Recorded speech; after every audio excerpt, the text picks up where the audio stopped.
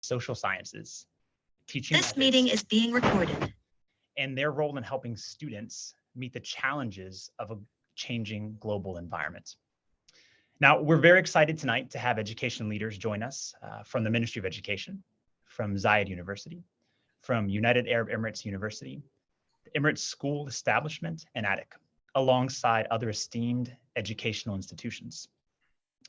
Also, a very special thank you to Professor Peurach, Professor of Educational Policy, Leadership, and Innovation at the University of Michigan School of Education. He's also a Senior Fellow of the Carnegie Foundation for the Advancement of Teaching, a Faculty Associate in the Center for Positive Organizations in the University of Michigan's Ross School of Business, and a Senior Research Specialist at the Consortium of Policy for Policy Research in Education at the University of Pennsylvania. Now, before I turn it over to Professor Peurach, I would like to invite everyone in the audience and everyone listening tonight and attending to submit any questions you have in the chat box, and we will monitor those questions and present them to Professor Peurach during the discussion. I'd also like to just ask everyone to, as a reminder, to mute your microphones during the discussion. Now, Professor, the time is yours and over to you. Thank you so much again for being here. Thank you very much. Thank you everybody for joining us. I'm sure that you're busy like everybody is busy these days, and that you would find time at the end of your day to spend it together talking about these topics is a real honor. So just to get started, just a few words of introduction about myself. I have something of an unusual background. I mean, academically, my undergraduate studies were in computer science and political science, and my master's degree was in public policy studies, and my doctoral degree was in education policy. Professionally, I've worked in large-scale information systems development in manufacturing and healthcare. I've taught high school computer science and mathematics, all of that before becoming a researcher and a professor. And in addition to my work at the Carnegie Foundation, my work with the Consortium for Policy Research and Education, I'm also the faculty founder of something that we call the Ed Hub for Online Community and Professional Learning in the School of Education at the University of Michigan. And I'm really excited to talk about innovative teaching methods in the social sciences and higher education. Just to give you a sense of how we've divided out the content here, I'll be talking about how I, as a professor in a professional field, also identify as a social science researcher and scholar. I'd like to share a few comments about my work as a social science educator in higher education, and talk to you about my approach to innovative, ambitious teaching and learning in the social sciences. And then we'll spend some time talking about an effort that I've led at the University of Michigan to use innovative, ambitious approaches to online learning in graduate and professional education at an increasingly large scale. We're going to try to keep this as conversational as possible. I don't have a PowerPoint or anything. I just like to talk to everybody here as colleagues and to learn from and with you.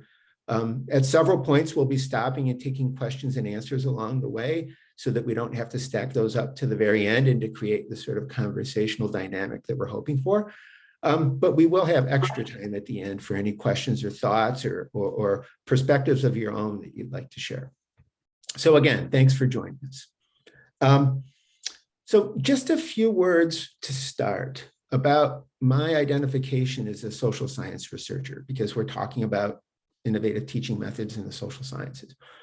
I'm a professor of educational policy, leadership, and innovation. So this clearly identifies me as one who studies and works in a professional field in the public sector. At the same time, I personally identify as a scholar and researcher in the social sciences. So these two sides of myself, as a social science researcher and a professor in a professional field, really stem from my intellectual roots. I'd like to think of my roots as interdisciplinary, contextual, and applied. My interdisciplinary roots are really evident in my atypical career. Throughout my career, I've maintained a real steady focus on understanding and improving complex organizational and social systems. But I haven't done this from a disciplinary perspective as somebody trained from their undergraduate program through their doctoral degree in political science or economics or sociology. Rather, my atypical career has evolved in interaction with an atypical interdisciplinary orientation.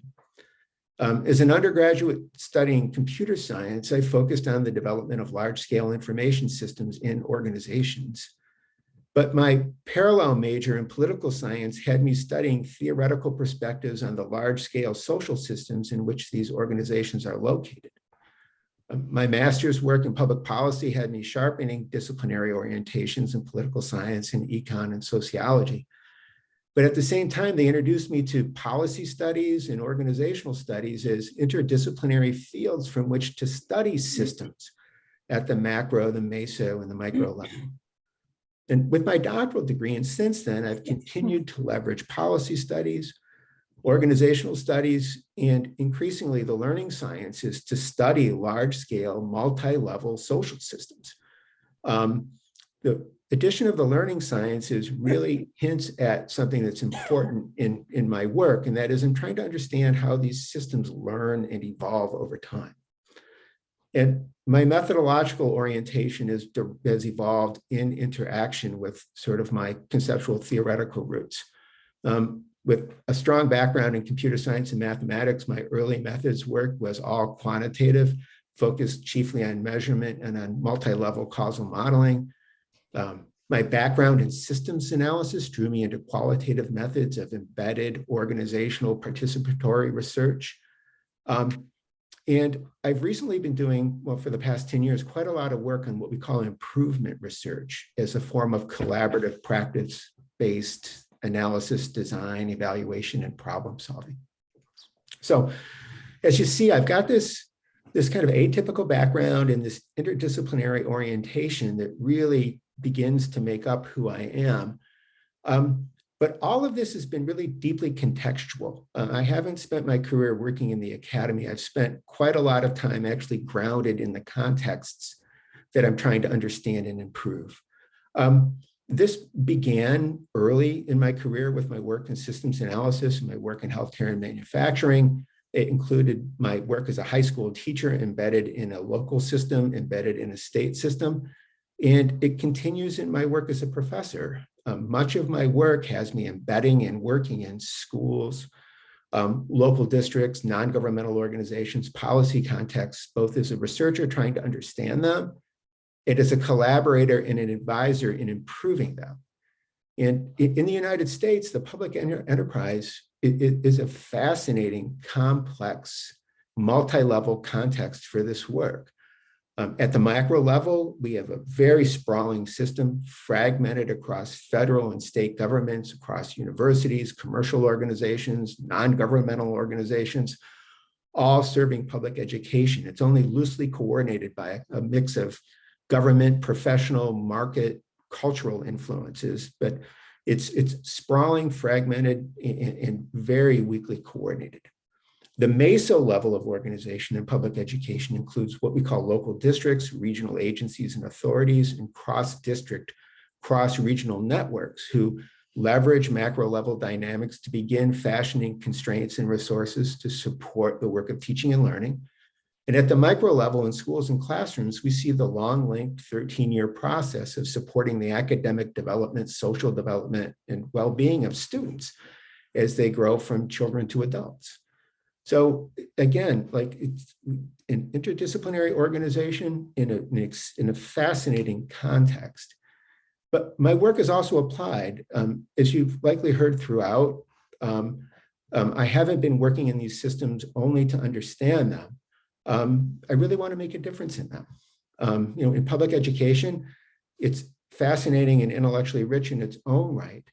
But the matter that really drives me and my colleagues and my students is trying to transform this system so that it delivers more for students than it historically has. This is work that I care about very deeply personally. It's something of a moral commitment. I value the sheer joy, power, and love of learning that plays out in these systems.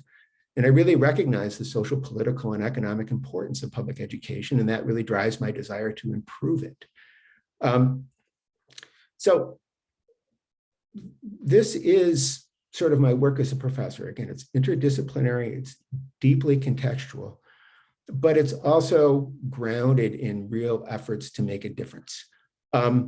And it's those same orientations that I work very hard to develop in my graduate students and in other educational professionals with whom I work. I'm really working with them to develop really deep intellectual, interdisciplinary, contextualized, and applied commitments. So from one perspective, I'm a professor serving in a professional field in a public sector with the aim of helping to make it better. And from another, I'm an interdisciplinary social science researcher trying to figure out how a really complex, multi-level, loosely coordinated social system works to reproduce socially knowledge, understanding, skills, and capabilities intergenerational. So let's just take a little pause right here.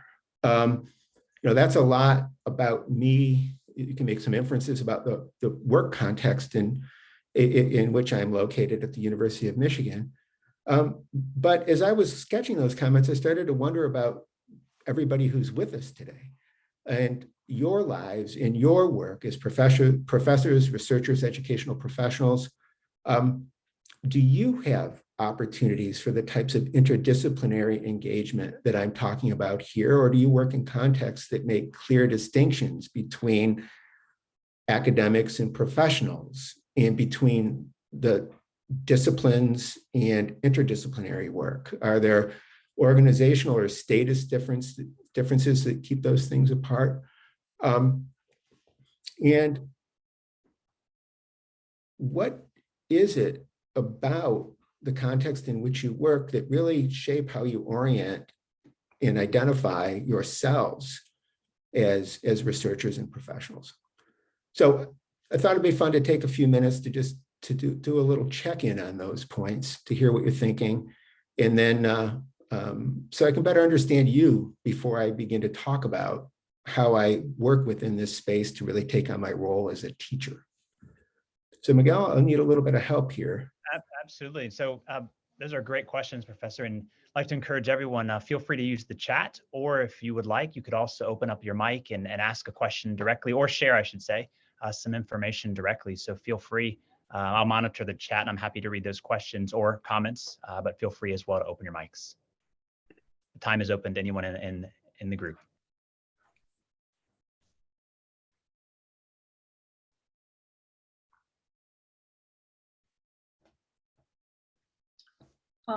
My name is Yulia. I teach news writing at Zaid University.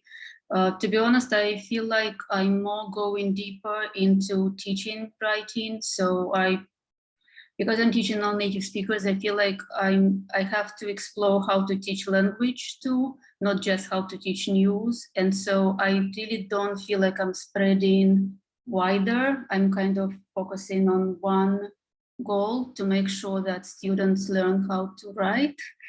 And yeah, that's how I feel right now.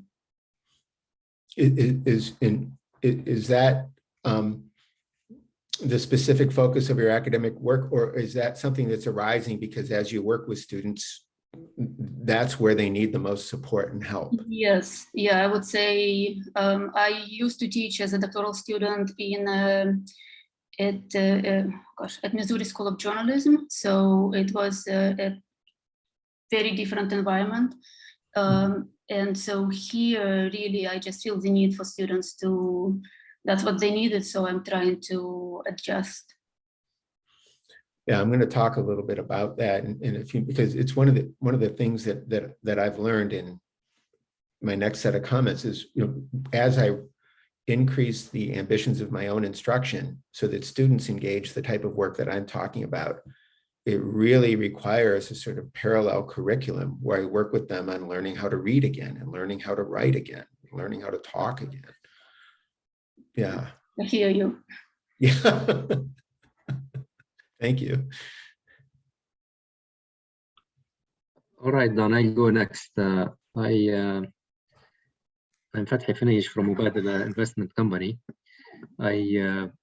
Basically, I used to be an engineering professor. I taught engineering for probably 23 years.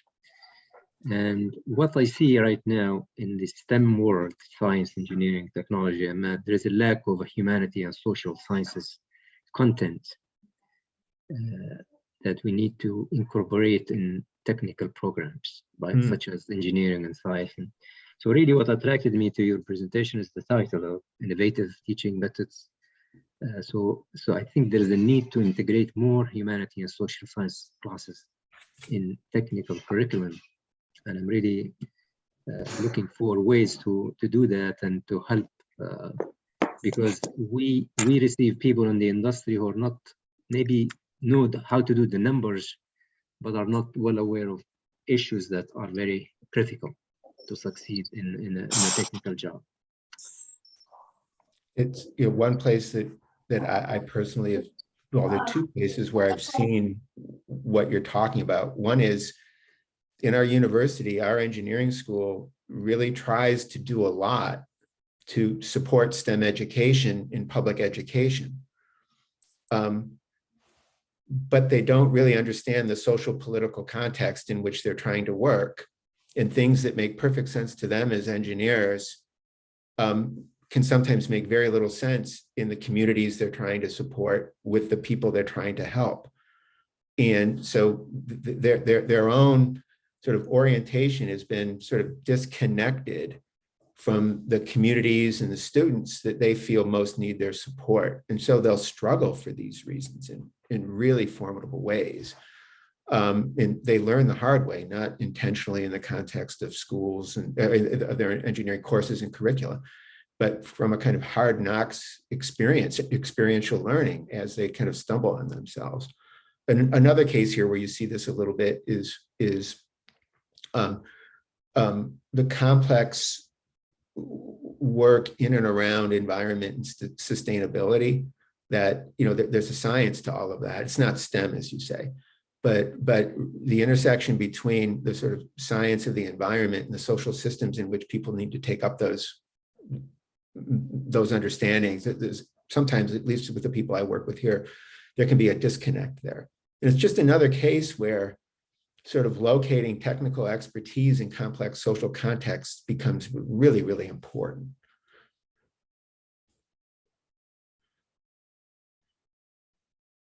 So I'm looking forward to learn more about innovative teaching methods, both content and delivery approach. I think we need to look at content as well as how to deliver the content to keep students inspired and motivated to learn the stuff and know how important, for example, ethics and professionalism, having the vocabulary, understanding of how important is ethics and professionalism in the workplace, awareness of history, awareness of many things related to humanity and social sciences, I think is very critical for technical people. And I'm one of them. I'm one of the students engineering. When I was a student engineering, I did not receive enough information. I did not read enough. So when I faced the real world, it was tough. It was, you feel like you are in a compartment where you know only your technical numbers. Right. Well, that's actually a comment's actually a nice sort of segue into the sort of second set of comments that I have. And these comments are focused more on sort of my instructional approach and less on the specific content that you're talking about, ethics, morality, social theory generally, and more on the type of teaching and learning context that I try to create for my students that create intentional opportunities to wrestle with these things. So I'll continue into that set of comments, and then we can pick up this line of discussion. And Professor, I want to mention just quickly, we have 2 comments in the chat actually related to your prior I'm sorry. I'll go ahead and read them now. Sure. It says, I'll read directly here. It says, hello, this is Sandra Barui from Zayed University. Sorry, can't open my microphone as I'm waiting for my daughter at the school parking. I appreciate the interdisciplinary research and its value to the development of the profession or organization. However, in our context here, interdisciplinary studies are somehow new, and seeing researchers getting out of their focused areas is somehow rare, but started to get more attention. A comment. Yeah, this is, that strikes me as much more typical than the circumstances in which I work. university in which I work is famously interdisciplinary. It does as much structurally as any that I've seen to break down barriers between social science disciplines, between professional and fields and academic disciplines. So, it's a sort of center of the learning sciences as an interdisciplinary applied field. The organizational studies. There are structural incentives for professors to interact, incentive grants, consortia on campus that draw professors across schools and colleges and across fields into routine interaction. There's something called the Interdisciplinary Committee on Organizational Studies, which is spans the whole university and draws together people who are studying organizations in whatever field. I, for example, collaborate and participate in different centers in our business school. I'm part of something called the Learning Health Systems Collaboratory in our medical school that looks at the development of continuously improving learning systems in healthcare. When students are admitted, they're admitted to one of our schools or colleges, but they're also admitted to something we call the Rackham Graduate School, which is a cross-university graduate school that sets standards for and raises the quality of graduate education across all schools and colleges, with the requirement that graduate students actually take a portion of their graduate studies outside of their own home field and outside of their own college, right up until their dissertation. We have to have representation on students' dissertation committees from faculty members who are outside their discipline. So there's, I've been a part of the University of Michigan since my master's degree. I was sort of raised in this interdisciplinary context from very early on, and have then returned as a faculty member and thrive in it. So it's an unusual context in these regards, and it's just a deep tradition that runs through the structures, the design of the campus, the physical proximity of schools and colleges to each other, the way that drives sort of pedestrian traffic and social interaction. So it's a very different sort of place. Professor, one other comment we have in the chat is from Reem Hamden. It says, I feel that we are educators, academics, at the same time influencers and role models for students. They imitate us and adopt our ideas, sometimes especially lower grades. So we support them on all aspects of life. Well, this is, I can speak to this from a couple of different perspectives. We study education reform, and there are strong policy ambitions for what needs to happen in public school classrooms. There's a strong press for much more ambitious teaching and learning. There's a strong press for what we call the new 3 R's, rigor, relevance, and relationships. There's a strong press for what we call deeper learning, deep engagement, and authentic problems and tasks, like our earlier comments that don't take technical problem solving out of context, but encourage students to solve problems in social contexts. This is what we're trying to get done in K-12 public education, in our primary and secondary public education. What's so interesting is that then when we retreat as researchers into the academy, too often with our graduate students, we model instruction that runs completely counter to what reform-minded instruction looks like in public schooling. We'll do lecturing, we'll do recitations, strong, strictly scholarly work. And that's been one of the most important sort of developments in the spaces in which I work, is we need to construct graduate education in the social sciences that's every bit as ambitious as the teaching and learning we want to see in our primary and secondary schools. And so this means that we need to work with graduate students to develop capacity for deeper learning, to develop their 21st century skills, to engage not only in sort of deep reading and writing, but but also in collaborative problem solving, in teaching cases, scenario-based learning experiences that mirror authentic practical problem solving contexts. So there's a way here in that we need to construct learning experiences at the graduate level that mirror and model for aspiring reformers, aspiring researchers, aspiring leaders, the very systems and learning and opportunities that we hope that they will work to create in primary and secondary schools. So I take your point, and that very point has been instrumental in driving my approach and the approaches of other of my colleagues in developing learning experiences for our graduate students and for professionals. And Professor, we have actually a question in the chat, a great question here that may tie into your last comment here. Awad Ibrahim says, how do we align your call for interdisciplinarity while universities in the region are calling for specified and very specialized degrees? This is a problem. I mean, this is what we have in this comment is the great tension between sort of institutionalized higher education and the changing social, political, economic landscape in which it's located. The type of interdisciplinary, the type of practical problem solving, the type of authentic engagement, the reflexivity required to do this, as we were discussing earlier, with sort of ethical and moral purpose. These are the demands on institutions of higher education right now. They're the demands on primary and secondary schools right now. At the same time, primary and secondary schools, universities, especially elite universities, are deeply institutionalized in ways that are antithetical to this press.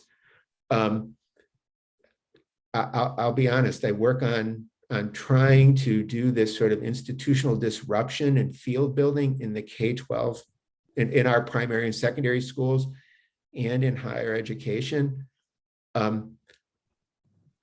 As difficult as it is in primary and secondary schools, higher education is so deeply institutionalized, and the differences in the issues that you point out are so deep that disrupting the institutional structure of higher education is exceedingly difficult.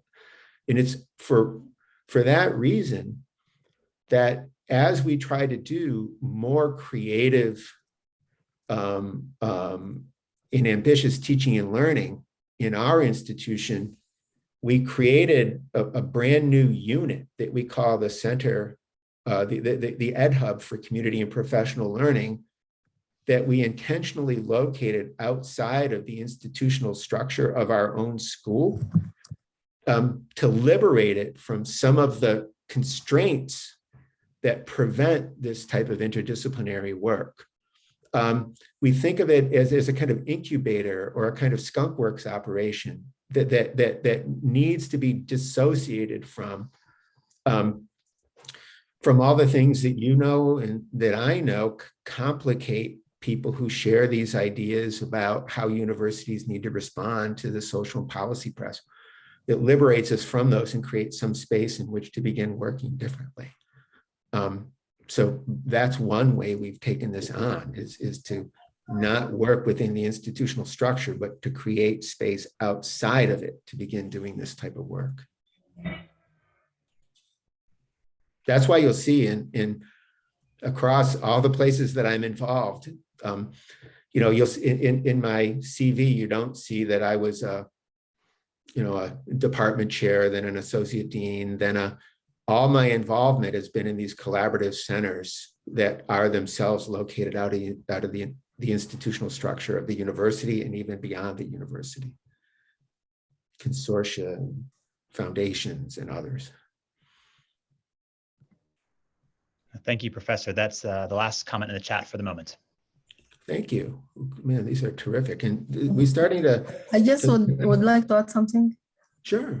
Uh, my name is Dr. Najwa from Ajman University, from Sociology Department. And in fact, I have very long experiences in academic field and also experiences working with some international institutions, for example, like UNDP and other institutions. So I've had some practical work in the field. And in fact, I found it very, very interesting and very helpful for me in when I return back for this academic field again and start developing some of this innovative teaching methodology with the students. For example, how to engage in group discussion, how to do, for example, some cases studies and problem solving and all these things. And from interdisciplinary, in fact, from graduation, I have been graduated from psychology, preschool education. Then I changed to social development. And I found it also very interesting, and it gave me a great experiences to advance in this interdisciplinary research. And I did a lot of papers in this interdisciplinary research, and I found it very interesting. And this also might be leading me to what has been said by Awad Ibrahim, because sometimes I find myself, for example, in the field of sociology, then I found myself in the field of social work. Because social work and sociology, they are interacting together. For example, sociology may be related to more theoretical work, but for social work, it is related to more applied and more aspects of this area. So sometimes I find myself in these problems that has been mentioned by Dr. Awad, and they ask me, for example, about the specific specialization of your certificates. So I always try to defend myself that I have been working and my field, it is related morely to social work. But I have this interdisciplinary specialization and interdisciplinary social work, research work. So this is what. That's, you know, as you were talking, as you began talking, you were describing your own experience. I mean, so often it's been this way for me. I know it's been this way for others who share an interdisciplinary orientation. There's a matter of needing to move among sort of different places within universities or even across universities to find a comfortable home, to find a place that strikes the balances that you personally are trying to strike between kind of intellectual engagement and making a difference between contributing to the lives of individuals and contributing to the advancement of the field. It can be a searching exercise to find a place that tolerates and values people that sort of bring their full selves to their work and try to be all who they are as academics, and as teachers and as people who are trying to make a difference. In my view, that is an unrecognized leadership problem, that we need people in high levels, you know, deanships and university level central offices who need to recognize that they need to develop the capabilities to create more spaces for people like us to work. I mean, ultimately, it does become a leadership problem in my view. But one of the things that's been interesting, and I do want to find time to share, is that, you know, it's fascinating to hear that a lot of us are wrestling with the same sort of issues, you know, that you know, we don't neatly fit into some of the slots and boxes that the academy creates for us, that we don't even fit neatly into the academy, that we want to make a difference in the worlds in which our students sort of work in the places that we live. And as we've been talking, you know, this involves creating really different types of learning experiences for our students on campus. Really ambitious, you know, we're trying to go after deeper learning. We're trying to really emphasize the sort of social dimensions of our work as well as the interpersonal dimensions of our work. And as, you know, our earliest comments were saying, you know, this is a lot as it is, but doing it requires that we also teach our students to become students all over again, that We need to teach them to read differently as they engage really complex texts. We need to teach them to write differently, to create, to communicate their own complex thinking. We need to develop their capacity to talk to each other about really complicated things. And this is really hard to do. I'm sure all of the folks who do it know it's hard to do on campus, face-to-face. But in this center that I described, the Ed Hub for Community and Professional Learning, what we're trying to do is to do everything that we're talking about here at a very large scale by leveraging online opportunities for teaching and learning. We're trying to do this not for our tens or hundreds of kids who come to. We're trying to do this with thousands or tens of thousands of learners in certain spaces. And this is one of the places that I am working most hard on now in our school, is to create this, again, this Ed Hub as an organizational space in which we can do everything that we've been talking about at a very large scale. And so this Ed Hub, we're thinking of it as a community. We're trying to draw in not just faculty members, but stakeholders in public education, practicing professionals, other researchers, parents, community members, policy makers, to collaboratively develop new capabilities to understand and to transform the large-scale, multi-level, loosely coordinated system that is public education in the United States.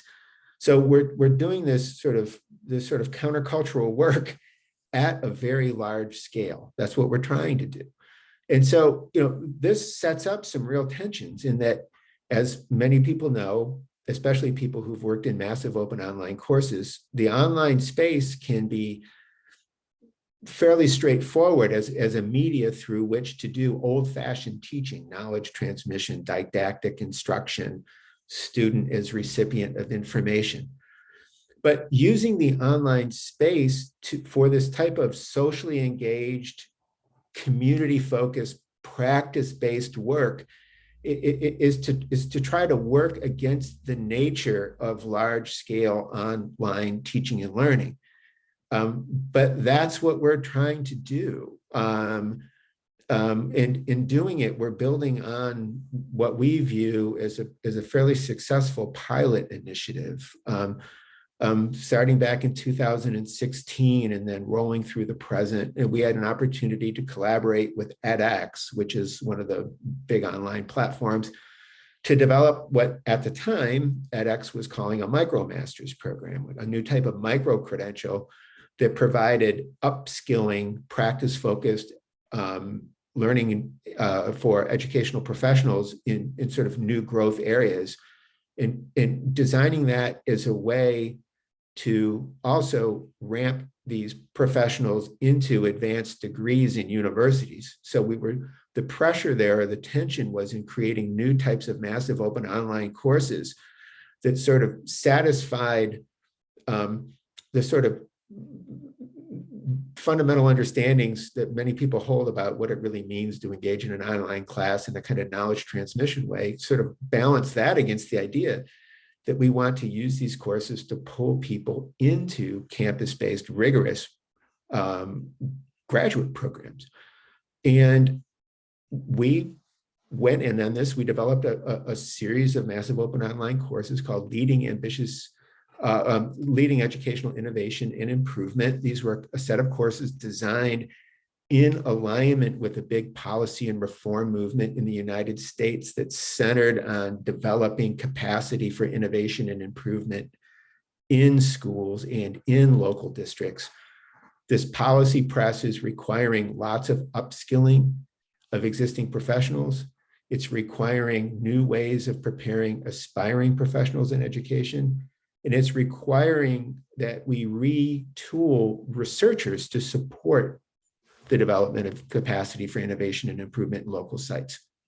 So the question was, how are we going to do this?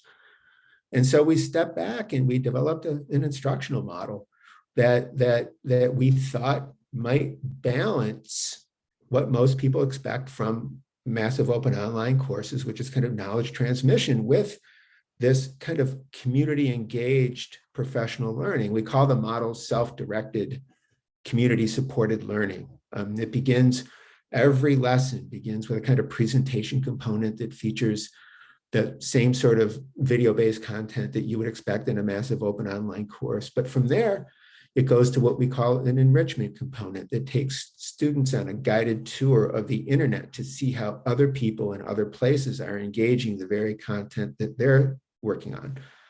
Then we shift into our community supported work. Each lesson includes what we call team practice exercises, which are scenario-based teaching cases that require students online to come together and engage in an authentic, practical problem of the sort that they can expect to encounter as a professional or as a researcher working with professionals, and actually produce artifacts that demonstrate that they have a good idea about how to solve that problem. Those ideas are shared in what we call the clarification component, whole group instruction. And then from there, we back our students further into this larger EdHub community of professionals who are doing this sort of work. So the self-directed community supported learning is our design for trying to do so much of what we've been talking about at a large scale online. And we've had some luck. I mean, we started this work in 2016, launched the first courses in 2017. And since then, we've had nearly 60,000 enrollments in these courses from students in over 180 countries. Nearly 200 have completed or will soon complete the whole series. A lot of the learners treat the courses like you would a book. You know, they kind of sample and dip in and dip out, but we've had 200 really work their way through. We've run 2 cohorts of learners through that combine practicing educational professionals and campus-based graduate students. We've consistently seen outcomes that we value. Our students reporting and demonstrating better understanding of the complexity of public education, better understanding and responsibility for how innovation and improvement is distributed across levels in this complex system, and articulating much more agency in actually making a difference. That is really important because we follow these online courses with other sorts of learning opportunities that really develop specific skills. So it's been interesting and it's been a learning experience. What we found is that the student engagement in the kind of presentation that you and I know are sort of so routine for most students, that was straightforward enough. That creating this community engagement of the sort in which students can learn and practice all these supplemental skills was a bit of a trick. It really does require bundling students as a cohort and moving them through together so that they have an opportunity to create community, even if it's a big group, to create community, to get to know each other, to work across national contexts to understand education systems. That combined with some instructional support, we are really sort of taken some pride in the success we've had in creating some of this ambitious teaching and learning in a very unlikely space that's sort of online and at a very large scale. So, this is, I put that on the table to kind of, trace a path from, all right, here's where I start individually as an interdisciplinary researcher in a professional field through, wow, this makes me think really differently about my own teaching and learning, not just about the type of content and tasks my students need to do, but the type of additional skills they need to develop to engage with complex work, into a new organizational unit outside of the institutional structure and a new type of program aimed at creating these types of learning experiences at scale. So I realize that's an awful lot, but I did want you to get a sense of not only sort of what we think is ambitious, creative, innovative teaching and learning on campus, but how we're really, really trying to make that type of teaching and learning available for students all over the world who for any number of reasons, cost reasons, personal reasons, professional reasons, never will be able to join us on campus. So we're going to be doing a lot more of that. And at some point in the future, it would be, if anybody's interested in this, we could find an opportunity to talk about it. But I wanted you to get a sense that, it's not just that we're thinking about this stuff, we're trying to figure out, we're really trying to figure out how to do it. So Professor, I wanted to jump in here, I think, with a question that kind of builds off of what you're talking about here. And the question is, these tools, what are the tools that support, or some of the tools, other tools that support the social science educators in improving this quality of teaching or research or curriculum? Boy, I think that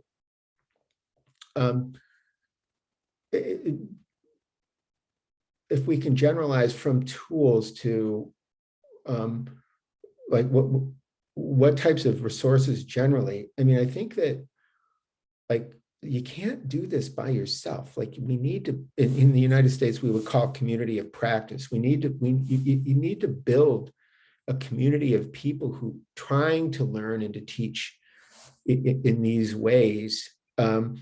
Just like a teacher in a classroom in a primary school can't solve all the problems on her own. She needs the help of colleagues and the support of others. I think it's under-recognized that professors need the same sort of support. And that right there is, I'm sure there's some people here who have experienced like me, it is a bit countercultural in higher education. In our institution,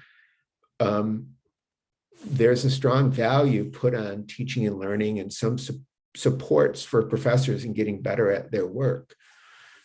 But in my view, as strong as they are here, they're still not nearly strong enough to support the type of instructional transformation that we're talking about. And I've worked in other universities where those supports aren't there at all. It's, they just sort of leave it to professors to either improve their own practice or not, which is the most unfortunate sort of matter. So there are tools, but it's a different sort of resources. What's a social resource? An opportunity for professors who are doing this work to come together. On the point of tools, we actually have at the university level, something we call the Center for Academic Innovation. And they actually are in the business of producing tools that support student interaction, that support the use of augmented reality and virtual reality to recreate practice contexts, new types of discussion tools, new types of collaborative work tools that students can use in the context of simulations. But again, that's another case where the institutions in which we work need to invest in the infrastructure it takes, both the social infrastructure and the technical infrastructure, to make serious changes in how we go about teaching and learning. Excellent. Thank you, Professor. We have two comments I wanted to mention here in the chat as well. Comment and a question. First comment from Reem. As businesses and education start communicating more, universities will come to realize that to stay afloat and attract students today and graduate students with the right future skills, an interdisciplinary curriculum is inevitable. Comment. Yeah, I would like to hope. Some open questions are, how long will that take to evolve and develop, and where and under whose leadership, and with what professor? So there's all that. And then there's also the sort of need to continue to value and preserve the academic disciplines. Where I see the progress being made most rapidly is in these sort of ad hoc organizational arrangements that I've described, grant programs that incentivize people to work across disciplines.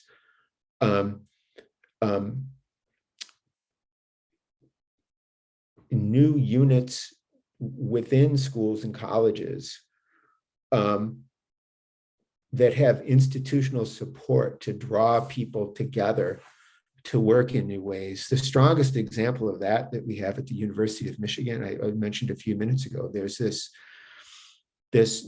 really fascinating unit in our medical school called the Learning Health Systems Collaboratory that was born into this world with an interdisciplinary identification. And the sort of purpose of this unit is to improve, is to reorganize the production of knowledge that supports the delivery of medical services to patients. So they're beginning with the idea that we need to improve patient care, and that we recognize that we need to organize not only the patient care system differently so that we bring into interaction physicians and social workers and psychologists and all the people who provide care, but we also need to organize the systems that produce the practical knowledge they need to do their work better differently. We can't just have basic and applied medical research and some evaluation of clinical trials and those things. We need to understand data differently. We need to organize its analysis differently. By that, I mean, by data differently, like patient care records that are routinely maintained but never used for medical purposes. From that to sort of exit tickets that nurses complete when they walk away from a patient that report their sort of qualitative assessment of how that patient's doing right now. Everything and from that extreme to the other. We need to leverage all of this to produce and use practical knowledge in new ways. And so this is the most interesting example and the most comprehensive example I've seen of an organizational unit in a university drawing in across schools and colleges a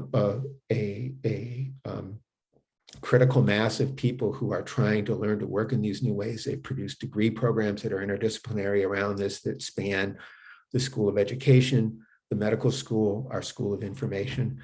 But that's a very particular context. The medical school is big and well-resourced and strongly connected to government funding agencies, has tremendous legitimacy and prestige.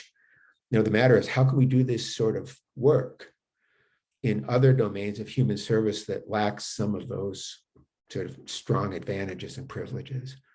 But I see the trend running in exactly the direction the comment, the question is, how do we get there and at what pace and who's going to lead it? Thank you, Professor. I know we are coming up close to time. I think a few more minutes before the hour. We do have another question in the chat that I wanted to pose to you. The question is from Sandra. It says, interdisciplinary teaching and learning have many benefits towards student skills and personal growth. But what does it benefit students who want to be specialized in certain areas, for example, doctors or engineers and so on? As a patient, I want to be treated by a qualified and specialized doctor in medicine and only medicine, not by someone who isn't specialized or focused in their discipline. Yep. I mean, this gets to the point that I was just making, where moving in these new, interdisciplinary implies that there is disciplinary still. You can't have interdisciplinary without disciplines. That would just be inter what? We don't, who knows? But there's the matter of how to develop these new integrative opportunities to engage in social problem solving while preserving the disciplines, while preserving the professions. This is one of these things that plays out a lot in the United States. So I talked a little bit earlier about our new efforts to really advance what we're calling improvement research and education. We have a new handbook coming out on this. It's really trying to legitimize really rigorous practical problem solving in local contexts that leverage design-based implementation research and improvement science and other modes of practical problem solving. But in the United States, people will take an either or sort of disposition. They'll try to make arguments for advancing improvement research that really sort of try to delegitimize evaluation, basic and applied research, and other modes of knowledge production. That's a failed argument. I mean, first of all, those are established for real reasons. And the second of all is that oftentimes the things we're talking about are opening up new niches in addressing needs that those other approaches to knowledge production and professional preparation don't address. So it's much more, so much of this is more additive and cumulative than people often argue. They'll pit things against each other, and it's really a kind of what more do we need to do to get done all the things that we're trying to get done. So I couldn't, Sandra, I absolutely take your points. And so, the work but the matter is, we know we have established professional and disciplinary preparation for doctors, engineers, mathematicians, and for all that those things, that those fields, those disciplines, and those prep programs do, we also know that there's a whole lot of social problem solving that remains undone. And the matter is, how do we organize those specialists and others together to do more than we've done before?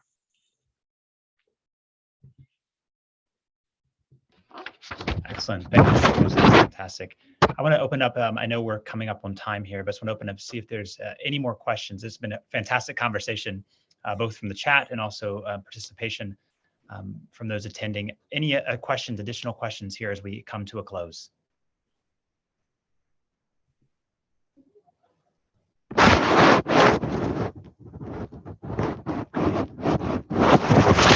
Professor and everyone, I wanted to, oh, it looks like we do have a question here.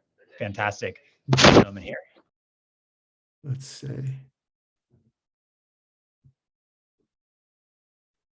Yeah.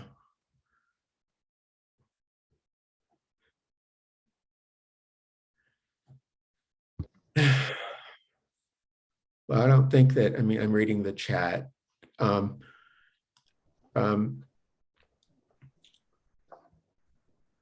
I think that there's two things. One is, I don't think it's just disciplinarians who lack critical thinking. I think that, this is sort of an endemic matter. We all need to develop this capacity for thinking critically differently.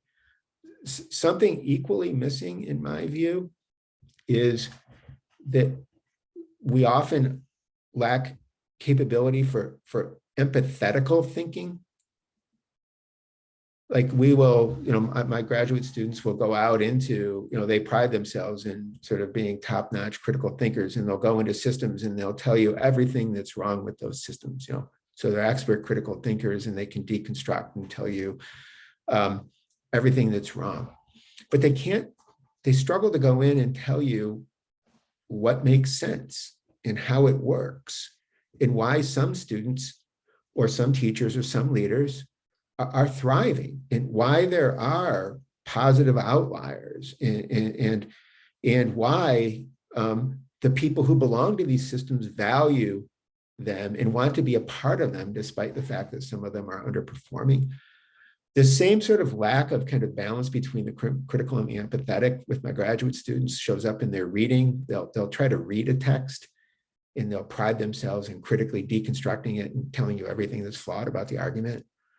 But they struggle to engage it empathetically, as if they really valued and cared about the author as a friend. Like, this is my one chance to talk to this person, and I really want to listen, and I want to understand their ideas the way that they're representing them to me, because I care about this person, this author.